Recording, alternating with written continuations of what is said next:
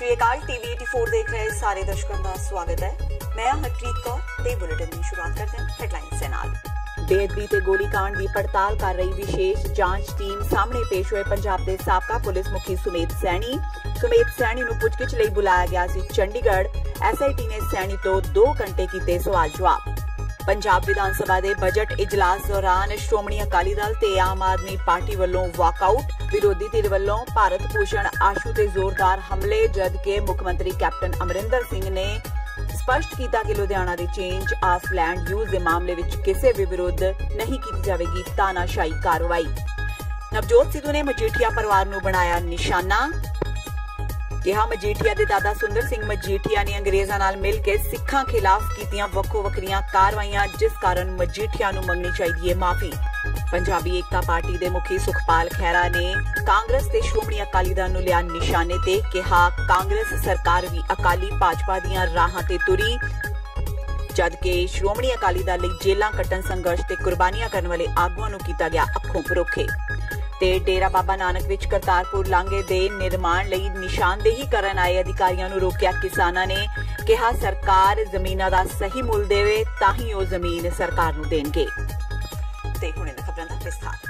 पंजाब के साबका पुलिस मुखी सुमेध सैनी अज बेअदबी ते गोलीकांड की पड़ताल कर रही विशेष जांच टीम के सामने पेश हुए। SIT ने सैनी तो 2 घंटे सवाल पूछे। सुमेध सैनी नूं अज चंडीगढ़ विच पुछगिछ लई बुलाया गया सी। सैनी सही समय ते सिट दी टीम कोल पहुंच गए। मन्निया जा रहा है कि सैनी तो मगरों हुण साबका मुख्यमंत्री प्रकाश सिंह बादल ते साबका उप मुख्यमंत्री सुखबीर बादल तो दोबारा पुछगिछ हो सकती है। DGP सुमेध सैनी इस मामले में सब तो उच्च अधिकारी ने जिन्हां तो SIT पुछगिछ कर रही है। सैनी तो पहला SIT साबका SSP चरणजीत शर्मा ते मौजूदा IG परमराज सिंह उमरा नंगल नूं गोलीकांडा संबंधी मामलों में गिरफ्तार भी कर चुकी है। SIT बेअदबी मामलों नाल डेरा सिरसा मुखी दा संबंध जांचण लई बॉलीवुड कलाकार अक्षय कुमार तो भी पुछगिछ कर चुकी है। इस तो इलावा साबका मुख्यमंत्री प्रकाश सिंह बादल, साबका उप मुख्यमंत्री सुखबीर बादल तो भी अक्तूबर 2015 में वापरी श्री गुरु ग्रंथ साहिब जी की बेअदबी ते इस दे रोस वजों प्रदर्शन कर रहे सिखां ते होई पुलिस कार्रवाई बारे पुछगिछ कर चुकी है। इस कार्रवाई विच 2 सिख नौजवानों की मौत हो गई सी ते कई जख्मी हो गए सन। इन्हां घटनावां दौरान पंजाब पुलिस की कमान सुमेध सैनी दे हत्थ विच सी ते गोलीकांड तो कुछ समय बाद सैनी दी थां सुरेश अरोड़ा नूं पंजाब पुलिस दा मुखी लगाया गया सी। पंजाब विधान सभा के बजट इजलास के सिफरकाल दौरान अकाली विधायक बिक्रमजीत सिंह मजीठिया के ध्यान दुआऊ मते ते अकाली दल ने खूब हंगामा किया। यह प्रस्ताव अमृतसर रेल हादसे बारे सी। इस दौरान नवजोत सिंह सिद्धू की अकालियां नाल तिखी बहस हुई, जिस तो बाद अकालियां वालों सदन चों वॉकआउट कर दिता गया। लुधियाना मामले नूं लैके आम आदमी पार्टी वालों भी सदन विचों वॉकआउट कर दिता गया। किस तरह मंत्री भी ने उन्होंने किस तरह अफसरों नूं धमकी दित्तियां ने। सब तो पहले DSP नूं धमकी दी जिहड़ा कि इंक्वायरी कर रहा सीगा। उस तो बाद एक RK गर्ग ने गे सिद्धू साहब के मामले दफ्तर के विच लगे हुए जिहड़े हैगे ने उन्होंने धमकी दी। मैं तुहानूं सुणावांगा भी असीं उस गल नूं लैके जिहड़ी हैगी इमीडिएशन डिस्कशन चाहुंदे सीगे, पर स्पीकर साहब ने अलाउ नहीं कीता। उस गल नूं लैके असीं वाकआउट करके आ गए। कैबिनेट मंत्री नवजोत सिंह सिद्धू ने अज मजीठिया परिवार नूं अपना निशाना बनाया। उन्हां उत्ते वख-वख दोष लगाए। स्थानक सरकारां बारे मंत्री नवजोत सिंह सिद्धू ते सुखजिंदर रंधावा ते होर कांग्रेसी आगुआं वल्लों विधान सभा विच प्रेस कॉन्फ्रेंस करके दोष लगाया गया कि जलियांवाला बाग दी घटना जदों वापरी तां इस तो बाद जनरल डायर ने बिक्रमजीत सिंह मजीठिया दे दादा सुंदर सिंह मजीठिया नूं सन्मानित कीता सी।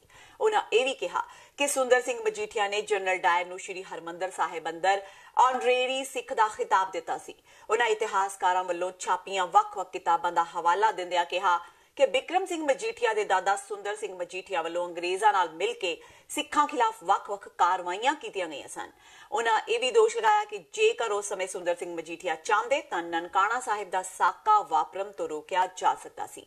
आगुआ ने कहा कि 13 अप्रैल 1919 नूं वापरे जलियांवाले कांड लई जेकर बरतानिया सरकार नूं माफी मंगण लई किया जा रहा है तां इस संबंधी बिक्रमजीत सिंह मजीठिया नूं भी अपने वड्डियां दी गलती लई माफी मंगनी चाहिदी है। उन्हां कहा कि जदों तक बिक्रमजीत सिंह मजीठिया माफी नहीं मंगदे उदों तक सदन विच उन्हां नूं बोलण नहीं दिता जावेगा। उन्हां यह भी कहा कि केंद्रीय मंत्री हरसिमरत कौर बादल नूं भी इस संबंधी पार्लीमेंट विच माफी मंगनी चाहिदी है ते मंत्री पद तों अस्तीफा देना चाहिदा है। इह जिहां कि दोबारा उठण जोगा नहीं रहू, बोलण जोगा नहीं रहू, हिस्टोरिकल किताबां दे रेफरेंस दे के ये दसूं इहदी देश भगती की है। ਜਲਿਆਂਵਾਲਾ ਬਾਗ ਦਾ ਜਦੋਂ ਸਾਕਾ ਹੋਇਆ ਉਸ ਤੋਂ ਬਾਅਦ ਕੋਤਵਾਲੀ ਦੇ ਵਿੱਚ ਮੀਟਿੰਗ ਰੱਖੀ ਗਈ ਕੁਝ ਖਾਸ ਬੰਦਿਆਂ ਦੇ ਨਾਲ। ਉਹਨਾਂ ਖਾਸ ਬੰਦਿਆਂ ਦੇ ਵਿੱਚ ਸੁੰਦਰ ਸਿੰਘ ਮਜੀਠੀਆ ਸੀ। ਇਹ ਹੈ ਅਗਲੇ ਦਿਨ ਜਦੋਂ ਜਨਰਲ ਡਾਇਰ ਨੇ ਜਲਿਆਂਵਾਲੇ ਬਾਗ ਨੇੜੇ ਕੋਤਵਾਲੀ ਦੇ ਵਿੱਚ ਕੁਝ ਖਾਸ ਚੁਣੇ ਗਏ ਆਦਮੀਆਂ ਦੇ ਨਾਲ ਗੱਲਬਾਤ ਕੀਤੀ, ਉਹਨਾਂ ਦੇ ਵਿੱਚ ਸੁੰਦਰ ਸਿੰਘ ਮਜੀਠੀਆ ਸੀ। ਪਹਿਲਾ ਆਹ ਕਿਤਾਬ ਹੈ ਜੀ ਦੀ ਕੰਬੋਜਾਂ ਦਾ ਇਤਿਹਾਸ। ਤੁਹਾਨੂੰ ਸਾਰੇ ਭੇਜਾਂਗੇ ਜੀ, ਅਸੀਂ ਜਿਹਨੂੰ ਚਾਹੀਦਾ ਉਹਨੂੰ ਸਾਰੇ ਭੇਜਾਂਗੇ। ਕੰਬੋਜਾਂ ਦਾ ਇਤਿਹਾਸ। ਦੂਜਾ ਜੀ ਸਰੋਪਾ, ਇਹ VN ਦੱਤਾ ਦੀ ਕਿਤਾਬ ਹੈ। ਠੀਕ ਹੈ। Also praised Michael O'Dwyer, a repressive administration in these words। ਇਹ ਉਹਦੇ ਵਰਡ ਨੇ ਜੀ ਸਰਦਾਰ ਸੁੰਦਰ ਸਿੰਘ ਮਜੀਠੀਆ ਦੇ। ਸਰਦਾਰ ਸੁੰਦਰ ਸਿੰਘ ਮਜੀਠੀਆ ਦੇ ਆ ਦੁਬਾਰਾ ਕਹਿ ਦੇਣਾ। ਸਰਦਾਰ Sundar Singh Majithia claiming to be the spokesperson of Sikhs also praised Michael O'Dwyer, a representative administration in these words: it is a matter of regret that at the close of your honor's successful regime, a mischievous attempt has been made by some evilly disposed persons to ruthlessly disturb the peace of the land, and in several places atrocities have been committed which have besmeared and unsullified names of the province. But your honors firm grasp, or your honor keh rahe ho O'Dwyer nu, but your honors firm grasp of the situation and the measures adopted have nipped the evil in the bud. To be companions of the said most eminent order. Companions of the said most eminent order, Sardar Bahadur, Sardar Sundar Singh Majithia, Amritsar, Punjab। वाह, सरदार बहादुर ਦਾ ਖਿਤਾਬ ਮਿਲਿਆ। ਸਰਦਾਰ ਬਹਾਦਰ ਆ gazette ਹੈ। ਜਿਹੜੇ ਅੰਗਰੇਜ਼ਾਂ ਦੇ ਸਰਦਾਰ ਉਹ ਇੱਥੇ ਸਭ ਤੋਂ ਵੱਡੇ ਗੱਦਾਰ। ਪੰਜਾਬ ਦੇ ਮੁੱਖ ਮੰਤਰੀ ਕੈਪਟਨ ਅਮਰਿੰਦਰ ਸਿੰਘ ਨੇ ਵਿਰੋਧੀ ਧਿਰ ਦੇ ਰੌਲੇ ਰੱਪੇ ਦੌਰਾਨ ਲੁਧਿਆਣਾ ਦੇ ਚੇਂਜ ਆਫ ਲੈਂਡ ਯੂਜ਼ ਦੇ ਮਾਮਲੇ ਵਿੱਚ ਕਿਸੇ ਵੀ ਵਿਰੁੱਧ ਤਾਨਾਸ਼ਾਹੀ ਵਾਲੀ ਕਾਰਵਾਈ ਦੀ ਸੰਭਾਵਨਾ ਤੋਂ ਸਾਫ਼ ਇਨਕਾਰ ਕੀਤਾ। ਉਨ੍ਹਾਂ ਕਿਹਾ ਕਿ ਇਸ ਮਾਮਲੇ ਵਿੱਚ ਸਿਰਫ ਕਾਨੂੰਨ ਆਪਣੀ ਕਾਰਵਾਈ ਕਰੇਗਾ। ਅੱਜ ਵਿਧਾਨ ਸਭਾ ਵਿੱਚ ਸਿਫਰ ਕਾਲ ਦੌਰਾਨ ਜਦੋਂ ਇਹ ਮਾਮਲਾ ਸ਼੍ਰੋਮਣੀ ਅਕਾਲੀ ਦਲ ਤੇ ਆਮ ਆਦਮੀ ਪਾਰਟੀ ਦੇ ਵਿਧਾਇਕਾਂ ਨੇ ਉਠਾਇਆ ਤਾਂ ਕੈਪਟਨ ਅਮਰਿੰਦਰ ਸਿੰਘ ਨੇ ਦਖਲ ਦਿੰਦਿਆਂ ਕਿਹਾ ਕਿ ਉਹ ਵਿਰੋਧੀ ਧਿਰ ਨੂੰ ਖੁਸ਼ ਕਰਨ ਲਈ ਮਹਿਜ਼ ਅਖਬਾਰੀ ਜਾਂ ਮੀਡੀਆ ਰਿਪੋਰਟਾਂ ਦੇ ਆਧਾਰ ਤੇ ਕਿਸੇ ਵਿਰੁੱਧ ਕੋਈ ਕਾਰਵਾਈ ਨਹੀਂ ਕਰਨਗੇ।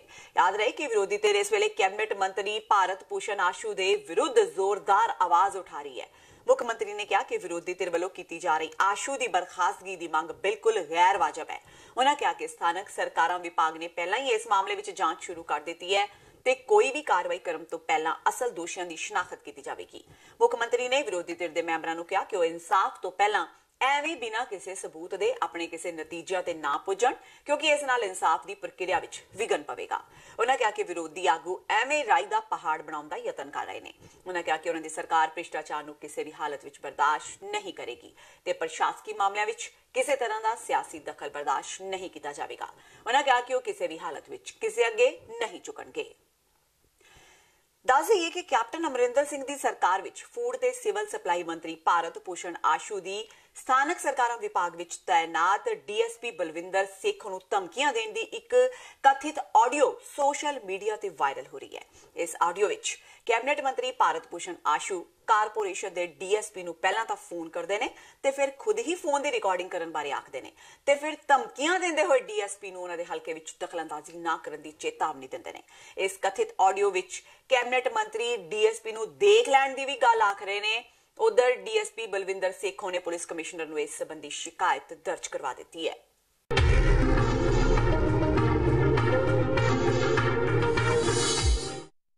हेलो, सत श्री अकाल सर। की हाल है सेखो सर? मेहरबानी हुक्म सर। सेखो साहब रिकॉर्डिंग ऑन करो अपने फोन की। ऑलवेज चलती रहती सर, हुक्म करो। हाँ सुनो सर, पॉलिटिक्स ना बड़ी महंगी पैंदी है एम्पलॉई नूं। मैं नहीं सर कुछ भी कर रहा जी। जिन्नी जोर नाल करके देख सकदा ना करके देख लै। इन्ना कमजोर मैनू समझी ना जिन्ना तू पॉलिटिक्स जी करके इत्थे चुगल जिहा बनिया होया। Right sir. और सर जिन्नी जिन्नी मदद तेरी करते सी ना मिद के रख देंगे, किसी को नहीं बचा होएगा तेरे को। चलो सर, तुहानू कोई गलत फहमी होनी है। गलत फहमी च उदों मैं तैनूं कहा सी तू विच पार्टी ना बनी। ਕਾਹਦੇ ਵਿੱਚ ਸਰ? ਆਪਣੀ ਪੁਲਿਸਿੰਗ ਤਾਂ ਹੀ ਰਹਿ, ਜੋ ਕੰਮ ਤੈਨੂੰ ਦਿੱਤਾ ਗਿਆ ਰਿਪੋਰਟਾਂ ਬਣਦੀਆਂ ਹੀ ਰਹਿੰਦੀਆਂ, ਇਹ ਆਪੇ ਠੀਕ ਕਰ ਲਾਂਗੇ। ਠੀਕ ਹੈ ਸਰ, ਤਾਂ ਫਿਰ ਵੀ ਮੈਨੂੰ ਮਾੜਾ ਗਾਈਡ ਕਰ ਦਿਓ ਵੀ ਕਿਹਦੇ ਬਾਰੇ ਕਹਿ ਰਹੇ ਹੋ। ਤੂੰ ਸਮਝਦਾ ਇੰਨਾ ਅਣਜਾਣ ਨਹੀਂ ਹੈ। ਨਹੀਂ ਸਰ, ਹੁਣ ਤੁਸੀਂ ਆਨ ਦੀ ਕਰਾ ਹੀ ਰਹੇ ਹੋ ਨਾ, ਤੁਸੀਂ ਜਿਹੜਾ ਦੱਸ ਦਿਓ, ਬੋਲ ਦਿਓ ਜੋ ਬੋਲਣਾ। ਤੁਸੀਂ ਆਪ ਕੀ ਰਿਕਾਰਡਿੰਗ ਤੇ ਕਰਾ ਲਓ, ਦੱਸੋਗੇ ਕੀ ਹੁਕਮ ਕਰੋ ਮੈਨੂੰ। ਹਾਂ, ਤੂੰ ਬੜਾ ਚਤਰ ਬਣਦਾ ਆ।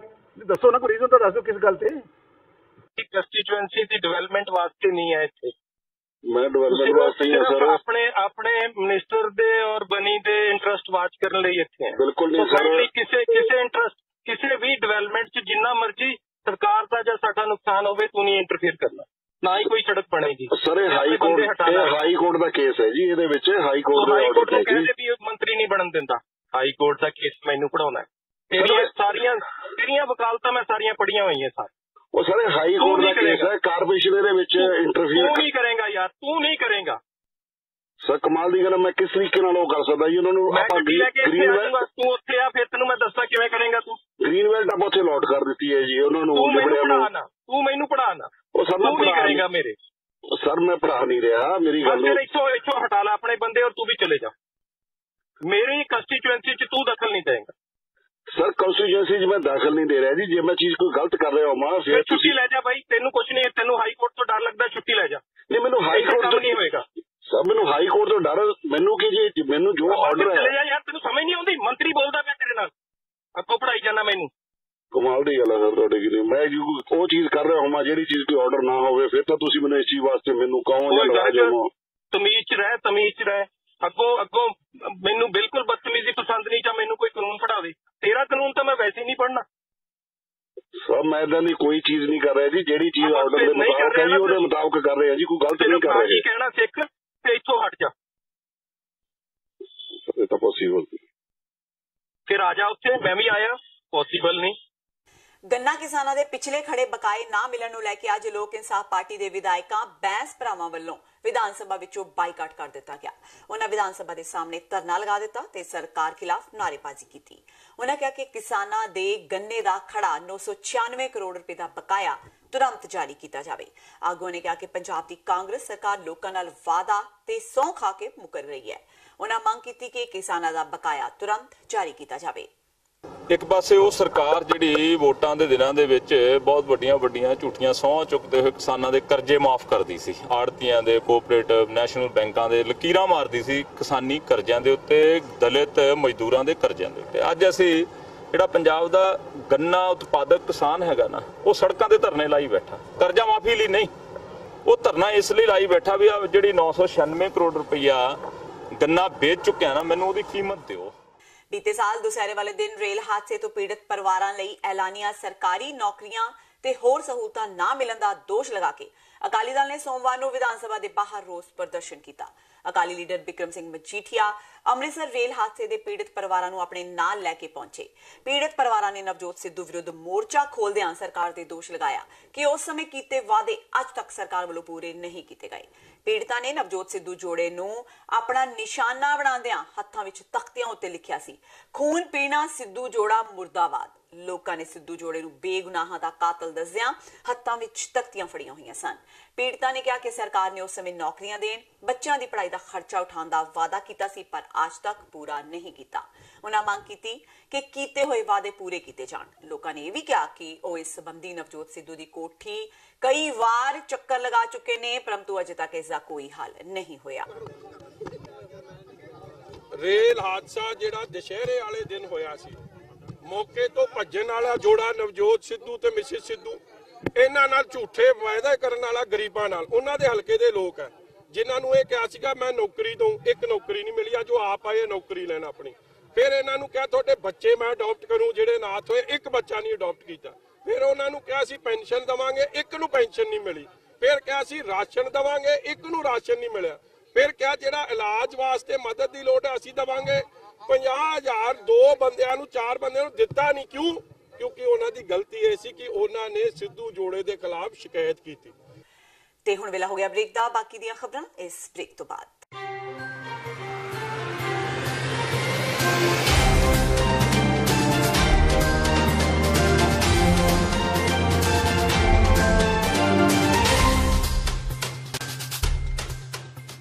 ਕੀ ਤੁਸੀਂ ਆਪਣੇ ਟੈਕਸਿਸ ਨੂੰ ਲੈ ਕੇ ਚਿੰਤਤ ਹੋ? ਤੁਸੀਂ ਆਪਣੀ ਕਮਾਈ ਲਈ ਮਿਹਨਤ ਕਰਦੇ ਹੋ, ਭਾਵੇਂ ਤੁਸੀਂ ਨੌਕਰੀ ਵਿੱਚ ਹੋਵੋ ਜਾਂ ਆਪਣਾ ਬਿਜ਼ਨਸ ਚਲਾਉਂਦੇ ਹੋ। ਜਦੋਂ ਟੈਕਸ ਭਰਨ ਦਾ ਸਮਾਂ ਆਉਂਦਾ ਤਾਂ ਤੁਹਾਨੂੰ ਇੱਕ ਭਰੋਸੇਯੋਗ ਟੈਕਸ ਅਕਾਊਂਟੈਂਟ ਦੀ ਲੋੜ ਹੈ ਜੋ ਟੈਕਸ ਬੈਲੈਂਸ ਦਾ ਤੁਹਾਡੇ ਪੱਖ ਵਿੱਚ ਜਾਣਾ ਯਕੀਨੀ ਬਣਾਵੇ। ਸਿਆਟਲ ਦੀ ਜਾਣੀ ਪਛਾਣੀ company Accurate Accountants and Taxes ਤੁਹਾਡੀ ਸੇਵਾ ਵਿੱਚ ਹਾਜ਼ਰ ਹੈ। ਅਸੀਂ ਹਰ ਤਰ੍ਹਾਂ ਦੇ ਟੈਕਸ ਭਰਨ ਵਿੱਚ ਤੁਹਾਡੀ ਮਦਦ ਕਰਾਂਗੇ। ਟੈਕਸ ਸੰਬੰਧੀ ਕਿਸੇ ਵੀ ਤਰ੍ਹਾਂ ਦੇ ਸਵਾਲ ਲਈ ਅੱਜ ਹੀ ਸਾਡੇ ਤੱਕ ਪਹੁੰਚ ਕਰੋ। Accurate Accountants and Texas.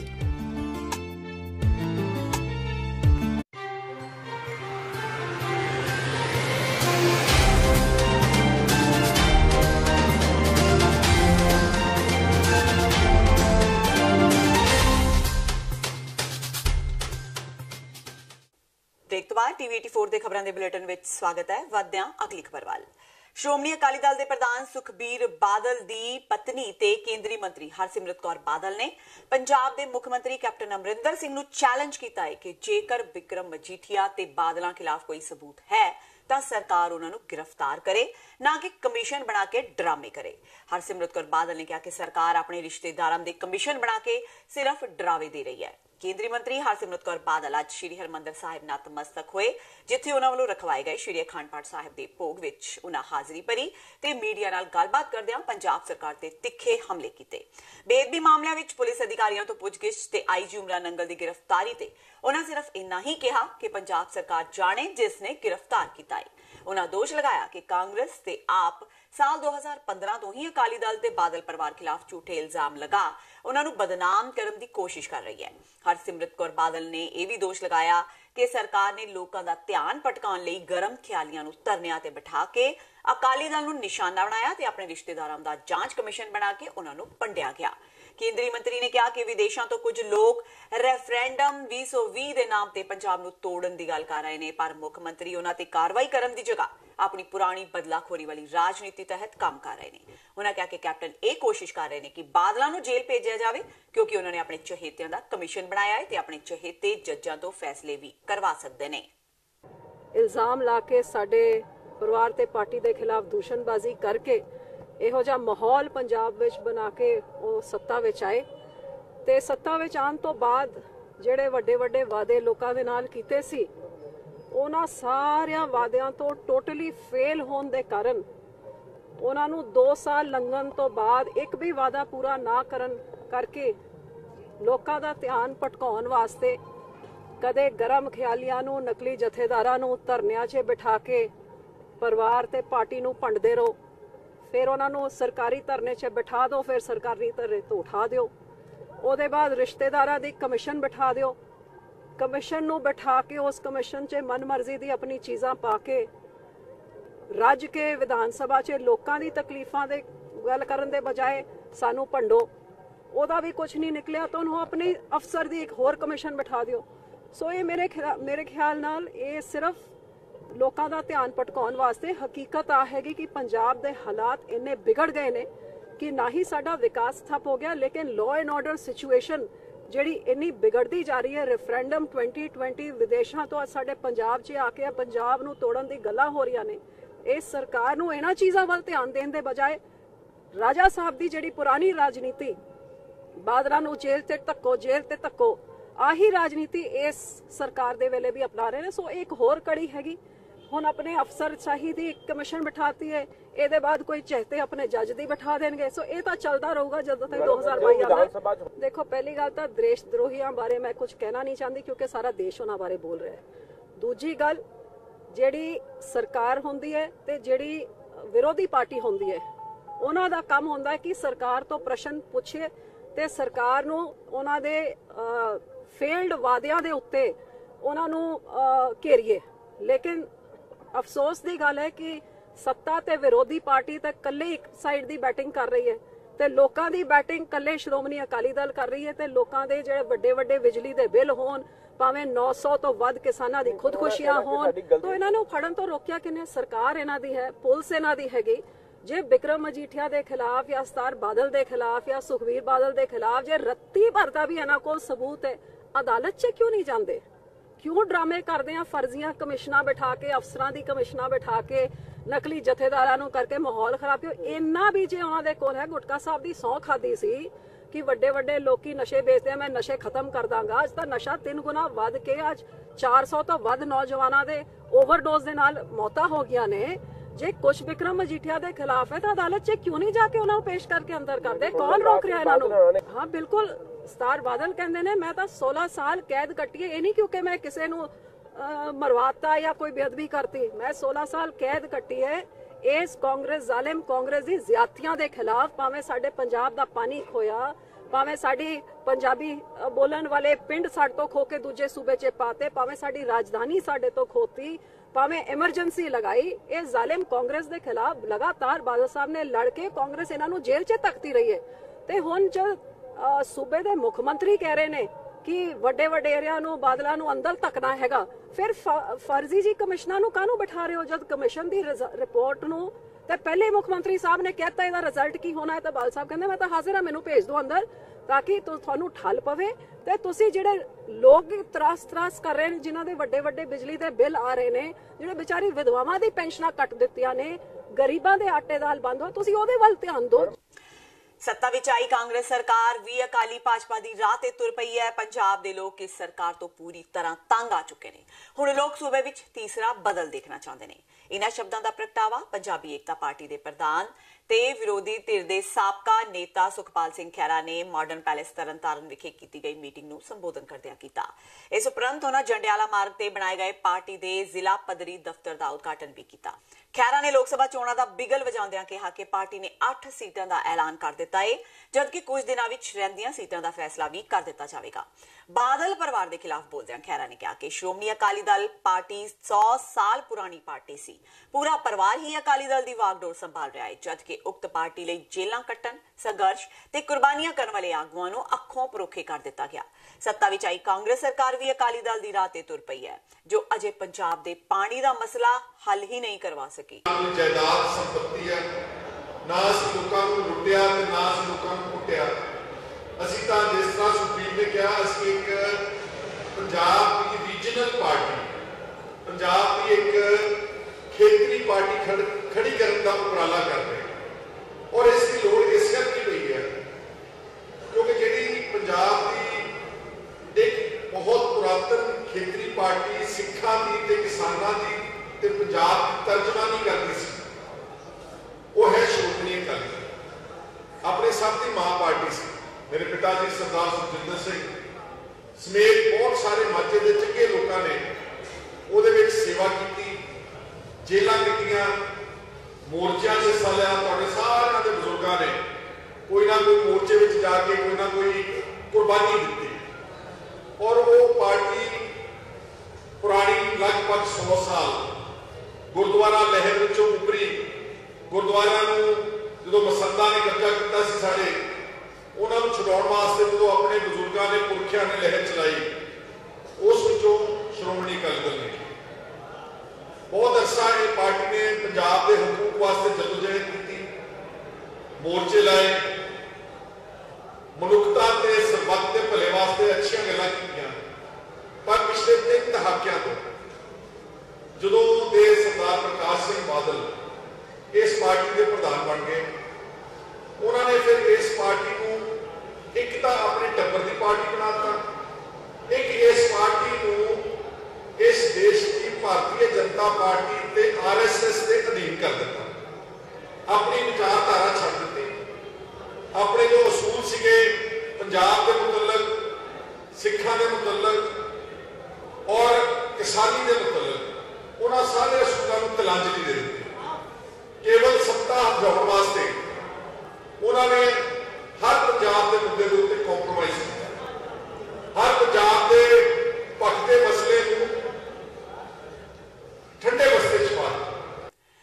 Patiala ਤੋਂ member parliament doctor Dharamvir Gandhi ਨੇ ਮੁੱਖ ਮੰਤਰੀ ਕੈਪਟਨ ਅਮਰਿੰਦਰ ਸਿੰਘ ਦੀ ਪਤਨੀ ਪ੍ਰਨੀਤ ਕੌਰ ਤੇ ਸਰਕਾਰੀ ਮਸ਼ੀਨਰੀ ਦੀ ਦੁਰਵਰਤੋਂ ਕਰਨ ਦੇ ਦੋਸ਼ ਲਗਾਏ ਨੇ। ਗਾਂਧੀ ਨੇ ਕਿਹਾ ਕਿ ਪ੍ਰਨੀਤ ਕੌਰ ਕੋਲ ਕੋਈ ਸਿਆਸੀ ਅਹੁਦਾ ਨਹੀਂ ਹੈ, ਸਿਰਫ ਪੰਜਾਬ ਦੇ ਮੁੱਖ ਮੰਤਰੀ ਦੀ ਪਤਨੀ ਹੋਣ ਕਾਰਨ ਪ੍ਰਸ਼ਾਸਨ ਉਹਨਾਂ ਦਾ ਸਾਥ ਦੇ ਰਿਹਾ ਹੈ ਤੇ ਉਹ ਸਰਕਾਰੀ ਪ੍ਰੋਗਰਾਮ ਵਿੱਚ ਜਾ ਕੇ ਚੈੱਕ ਵੰਡ ਰਹੇ ਨੇ, ਜਿਸ ਨਾਲ 2019 ਦੀ ਸਿਆਸੀ ਗਰਾਊਂਡ ਤਿਆਰ ਕੀਤੀ ਜਾ ਰਹੀ ਹੈ। ਉਹਨਾਂ ਪ੍ਰਸ਼ਾਸਨ ਨੂੰ ਚੇਤਾਵਨੀ ਦਿੰਦਿਆਂ ਕਿਹਾ ਕਿ ਅਜਿਹਾ ਨਾ ਕੀਤਾ ਜਾਵੇ। ਗਾਂਧੀ ਨੇ ਕਿਹਾ ਕਿ ਜੇਕਰ ਇਹ ਨਾ ਰੁਕਿਆ ਤਾਂ ਉਹ ਆਪਣੀ ਆਵਾਜ਼ ਬੁਲੰਦ ਕਰਨਗੇ।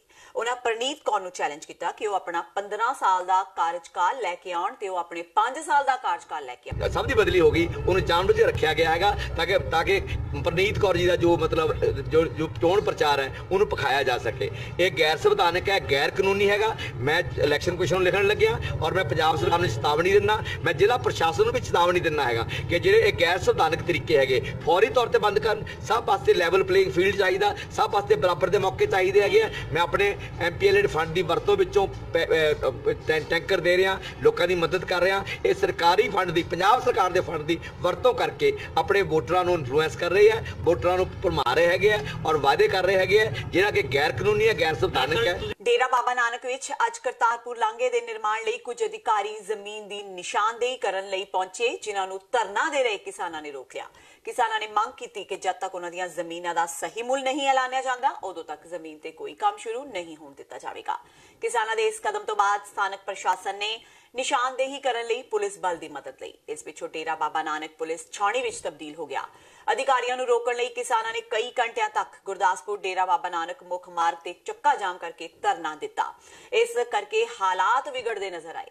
ਕਿਸਾਨਾਂ ਨੇ ਗੁਰਦਾਸਪੁਰ ਡੇਰਾ ਬਾਬਾ ਨਾਨਕ ਸੜਕ ਜਾਮ ਕਰਕੇ ਧਰਨਾ ਲਗਾਇਆ। ਜ਼ਮੀਨ ਮਾਲਕ ਕਿਸਾਨਾਂ ਨੇ ਦੱਸਿਆ ਕਿ ਉਹ ਕਰਤਾਰਪੁਰ ਲਾਂਘੇ ਲਈ ਜ਼ਮੀਨ ਦੇਣ ਨੂੰ ਤਿਆਰ ਨੇ, ਪਰ ਸਰਕਾਰ ਘੱਟ ਤੋਂ ਘੱਟ ਜ਼ਮੀਨ ਦਾ ਸਹੀ ਮੁੱਲ ਤਾਂ ਦੇਵੇ।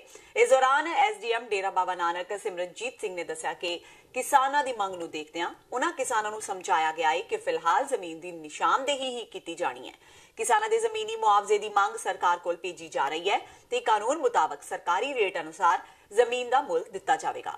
ਅਖੀਰ ਵਿੱਚ ਮਾਹੌਲ ਸ਼ਾਂਤ ਕਰਨ ਲਈ ਜ਼ਿਲ੍ਹਾ ਪ੍ਰਸ਼ਾਸਨ ਅਧਿਕਾਰੀਆਂ ਨੇ ਲਿਖਤੀ ਰੂਪ ਵਿੱਚ ਕਿਸਾਨਾਂ ਨੂੰ ਵਿਸ਼ਵਾਸ ਦਿਵਾਇਆ ਕਿ ਫਿਲਹਾਲ ਜ਼ਮੀਨ ਦੀ ਨਿਸ਼ਾਨਦੇਹੀ ਹੀ ਕੀਤੀ ਜਾਵੇਗੀ, ਬਾਕੀ ਦੀ ਕਾਰਵਾਈ ਕਿਸਾਨਾਂ ਦੇ ਨਾਲ ਬੈਠ ਕੇ ਹੱਲ ਕੱਢਣ ਉਪਰੰਤ ਹੀ ਕੀਤੀ ਜਾਵੇਗੀ। ਸਾਡੀ ਤੇ ਡਿਮਾਂਡ ਇਹੋ ਹੀ ਆ, ਰਾਹ ਤੋਂ ਤਾਂ ਅਸੀਂ ਨਹੀਂ ਡੱਕਦੇ ਕਿਸੇ ਨੂੰ ਜੀ।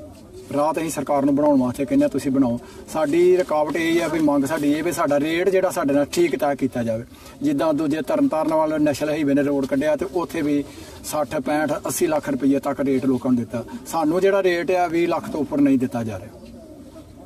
ਡਿਮਾਂਡ ਕੀ ਤੁਹਾਡੀ? ਤੁਸੀਂ ਸਾਡੀ ਡਿਮਾਂਡ ਤੇ ਸਰ ਹੈਗੀ ਸਾਡੇ ਲਾਗੇ ਵੇਖੋ ਮਰਲਾ ਸੜਕ ਦੇ ਨਾਲ 2.5 ਲੱਖ ਨੂੰ 3.5 ਲੱਖ ਨੂੰ ਵੀ ਮਰਲਾ ਜ਼ਮੀਨ ਵਿਕਿਆ। ਸਹੀ ਤੇ ਸਾਨੇ ਵੀ ਸਾਨੂੰ ਕਰੋੜ ਰੁਪਏ ਦੇ ਹਿਸਾਬ ਨਾਲ ਬਾਰਡਰ ਏਰੀਆ ਆ, ਬੇਰੁਜ਼ਗਾਰੀ ਦਾ ਕੰਮ ਆ, 2-2 ਕਿੱਲੇ ਸਾਡੀ ਸਾਰਿਆਂ ਦੀ ਪੈਲੀ ਆ ਤੇ ਸਾਨੂੰ ਜਿਹੜਾ ਪੂਰਾ ਰੇਟ ਕਰੋੜ ਰੁਪਏ ਦੇ ਹਿਸਾਬ ਨਾਲ ਤੁਹਾਨੂੰ ਪੈਸਾ ਮਿਲਣਾ ਹੀ ਚਾਹੀਦਾ।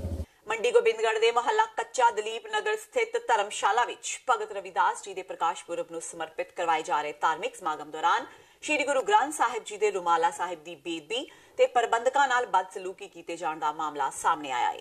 ਘਟਨਾ ਉਸ ਵੇਲੇ ਵਾਪਰੀ ਜਦੋਂ ਕੱਚਾ ਦਲੀਪ ਨਗਰ ਸਥਿਤ ਧਰਮਸ਼ਾਲਾ ਵਿੱਚ ਭਗਤ ਰਵਿਦਾਸ ਜੀ ਦੇ ਪ੍ਰਕਾਸ਼ ਦਿਹਾੜੇ ਸੰਬੰਧੀ ਗੁਰਮਤ ਸਮਾਗਮ ਚੱਲ ਰਿਹਾ ਸੀ ਤੇ ਇੱਕ ਔਰਤ ਨੇ ਸ਼੍ਰੀ ਗੁਰੂ ਗ੍ਰੰਥ ਸਾਹਿਬ ਜੀ ਦੇ ਰੁਮਾਲਾ ਸਾਹਿਬ ਨੂੰ ਪੈਰਾਂ ਵਿੱਚ ਰੋਲ ਕੇ ਹੰਗਾਮਾ ਕਰਨਾ ਸ਼ੁਰੂ ਕਰ ਦਿੱਤਾ। ਪੁਲਿਸ ਨੂੰ ਦਿੱਤੀ ਸ਼ਿਕਾਇਤ ਵਿੱਚ ਪ੍ਰਬੰਧਕ ਬਹਾਦਰ ਸਿੰਘ ਬੁੱਗਾ ਤੇ ਮਾਸਟਰ ਜਰਨੈਲ ਸਿੰਘ ਨੇ ਇਸ ਘਟਨਾ ਪਿੱਛੇ ਕਿਸੇ ਡੂੰਗੀ ਸਾਜ਼ਿਸ਼ ਹੋਣ ਦਾ ਸ਼ੱਕ ਜ਼ਾਹਿਰ ਕੀਤਾ ਹੈ। ਇਸ ਮੌਕੇ ਫਿਲਹਾਲ ਮੰਡੀ ਗੋਬਿੰਦਗੜ੍ਹ ਪੁਲਿਸ ਨੇ ਮਾਮਲੇ ਦੀ ਬਰੀਕੀ ਨਾਲ ਪੜਤਾਲ ਆਰੰਭ ਦਿੱਤੀ ਹੈ। ਪਾਲੋ ਲੇਡੀ ਸੀ, ਹੋਰ ਕਾਫੀ ਸਾਰੀਆਂ ਲੇਡੀਆਂ ਸੀ, ਕੁਝ ਬੰਦੇ ਸੀ। ਉਹ ਗੁਰੂ ਮਹਾਰਾਜ ਦੀ ਹਜ਼ੂਰੀ ਦੇ ਵਿੱਚ ਬਿਲਕੁਲ ਪ੍ਰਕਾਸ਼ ਹੋਇਆ ਸੀ। ਉਸ ਦੇ ਵਿੱਚ ਆ ਕੇ ਉਹਨਾਂ ਨੇ ਸਾਡੀ ਬੇਇੱਜ਼ਤੀ ਕੀਤੀ। ਗੁਰੂ ਮਹਾਰਾਜ ਪ੍ਰਕਾਸ਼ ਹੋਏ ਦੀ ਵੀ ਬੇਇੱਜ਼ਤੀ ਕੀਤੀ, ਬੇਅਦਬੀ ਕੀਤੀ। ਉਹਨਾਂ ਨੇ ਬਿਲਕੁਲ ਕਿਸੇ ਗੱਲ ਦੀ ਪਰਵਾਹ ਨਹੀਂ ਕੀਤੀ। ਤੇ ਇਹ ਸਨ ਹੁਣ ਤੱਕ ਦੀਆਂ ਖਬਰਾਂ। ਜਾਂਦੇ ਇੱਕ ਵਾਰ ਫੇਰ ਨਜ਼ਰ ਮਾਰਦੇ ਹਾਂ ਮੁੱਖ ਖਬਰਾਂ ਤੇ।